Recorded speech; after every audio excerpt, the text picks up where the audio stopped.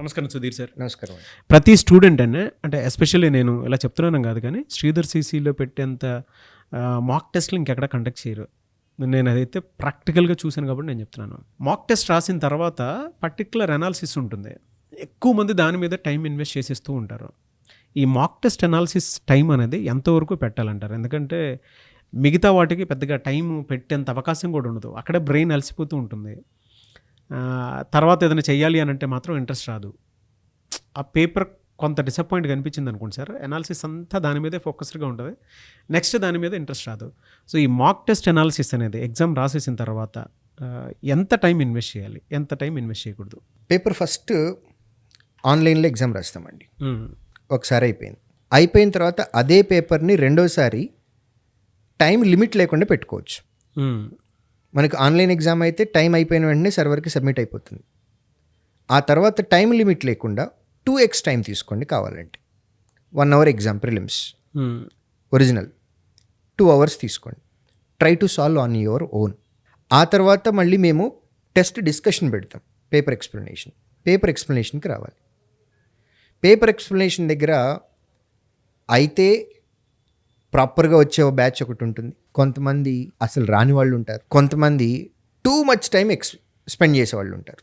ఎప్పుడైనా సరే 1 గంట ఎగ్జామ్ అని అనుకున్నట్లయితే కనుక దాని అనాలిసిస్కి, అది సెల్ఫ్ అనాలిసిస్ కావచ్చు లేదా టెస్ట్ డిస్కషన్లో కావచ్చు, 2x లేదా 3x టైం. అంటే గంట ఎగ్జామ్ అయితే 2 గంటల నుండి 3 గంటలు టైం పెట్టుకోవచ్చు. అదే 2 గంటల ఎగ్జామ్ ఉంది, దానికి 4 గంటల నుంచి 6 గంటల వరకు మ్యాక్సిమం టైం. ఇంకంతకు మించి మీరు టైం ఎక్కువ స్పెండ్ చేస్తున్నారు అని అంటే literally you are wasting your time. ప్రొడక్టివ్గా మీరు పనిచేయడం లేదనే అర్థం. ఇప్పుడు నేను చెప్పిన 2x 3xలో ఇంకొకసారి మీరు ఎగ్జామ్ రాయాలి టైం లిమిట్ లేకుండా, ఎంత తొందరగా వీలైతే అంత తొందరగా. దీనివల్ల అన్ని క్వశ్చన్స్ని చదవటం అలవాటు చేసుకుంటున్నాము. ఏ క్వశ్చన్లు మనం చేయగలం తొందరగా, ఏవి ఎక్కువ టైం పడుతున్నాయి, అవి నెక్స్ట్ మళ్ళీ వచ్చినప్పుడు వదిలేయాలి అనేది డిసైడ్ అవుతుంది. పేపర్ ఎక్స్ప్లెనేషన్కి రావటం వల్ల మీరు చేసిన మెథడ్ ఏంటి, మేము చెప్పే మెథడ్ ఏంటి. ఇప్పుడు అర్థమెటిక్ బ్యూటీ ఏంటి అని అంటే ఒక క్వశ్చన్ మల్టిపుల్ వేస్లో చేయొచ్చు. నాకే ఒక్కొక్కసారి అనిపిస్తూ ఉంటుంది, ఒక క్వశ్చన్ వాళ్ళు వచ్చింది పేపర్ ఎక్స్ప్లెనేషన్లో 1 వేలో చెప్పాను, ఇదే క్వశ్చన్ విత్ నంబర్స్ చేంజ్ తోటి రేపు వచ్చింది అనుకోండి, ఇంకొక మెథడ్ వస్తుంది. 1 వారం తర్వాత వస్తే ఇదే క్వశ్చన్ వేరే నెంబర్లతో ఇంకొక మెథడ్లో చెప్తాను. సో ఫ్యాకల్టీ ఏ మెథడ్లో చెప్తున్నారు, మనం ఏ మెథడ్లో చెప్పొచ్చు, ఒక క్వశ్చన్ ఎన్ని రకాలుగా చేయొచ్చు, ఇదంతా అనాలిసిస్లో చేసుకోవాల్సింది స్టూడెంట్.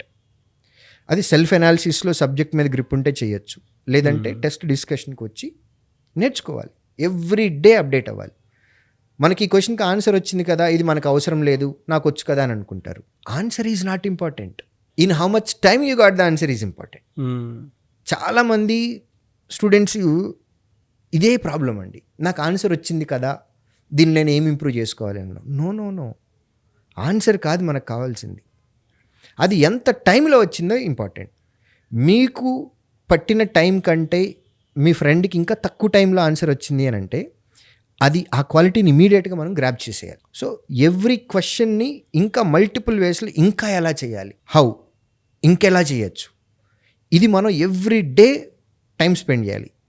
ఈ అనాలిసిస్కి కాను మన ఒరిజినల్ ఎగ్జామ్ టైం అనేది x అనుకుంటే 2x నుంచి 3x టైం వరకు అనాలిసిస్ మీద మనం స్పెండ్ చేయాలి.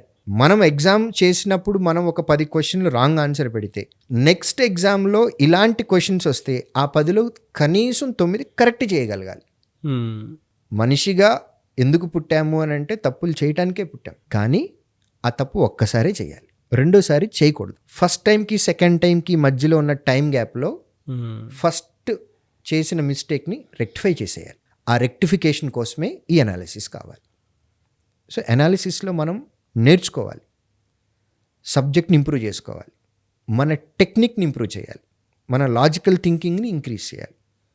అది సెల్ఫ్ అనాలిసిస్ చేయగలిగితే చేయొచ్చు, లేదు అని అంటే పేపర్ ఎక్స్ప్లెనేషన్స్ ద్వారా చేయొచ్చు, లేదా group studies, meaningful group studies, దీని ద్వారా కూడా చేయొచ్చు. Ultimately end of the day పడుకోబోయే ముందు మనం ఇవాళ కొత్తగా ఏం నేర్చుకున్నాము అనేది ఆలోచించుకొని ఆ సంతోషంలో పడుకోవాలి. మనల్ని మనం ఇంప్రూవ్ చేసుకుంటూ వెళ్తూ ఉంటే ఎగ్జామ్ టైంకి ఒక ఫైన్ ట్యూన్ అయినటువంటి ఒక వెపన్ లాగా మనం ఎగ్జామ్కి వెళ్తాం. ఓకే.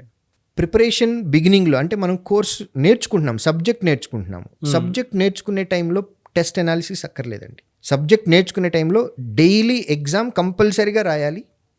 రాసిన దాన్ని ఇంకొకసారి మళ్ళీ ఇంటికి వెళ్ళి రాయాలి. సో దానికి 2 గంటలు కంపల్సరీగా ఎవ్రీడే పెట్టుకోవాల్సింది. ఒకసారి ఆన్లైన్లో ఎగ్జామ్ రాయటం టైం పెట్టుకొని, ఆ తర్వాత ఏ క్వశ్చన్స్ మనం వదిలేసామో వాటిని మళ్ళీ ఇంకొకసారి ఇంటి దగ్గర చేయటం. ఈ మొత్తం ప్రాసెస్కి గాను 2 hours.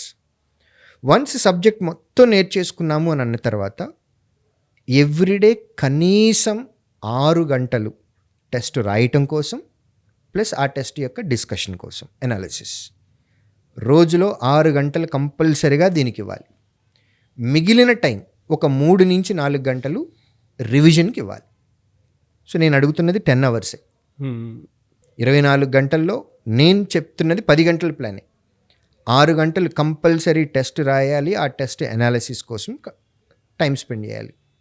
ఒక 4 hours సబ్జెక్ట్ యొక్క రివిజన్ కోసం పెట్టుకోవాలి. మిగిలిన 14 hours స్టూడెంట్ వాళ్ళకి కావాల్సినట్లుగా వాళ్ళు ప్లాన్ చేసుకోవచ్చు. Very good information sir. Thank you so much Sudheer sir. Thank you.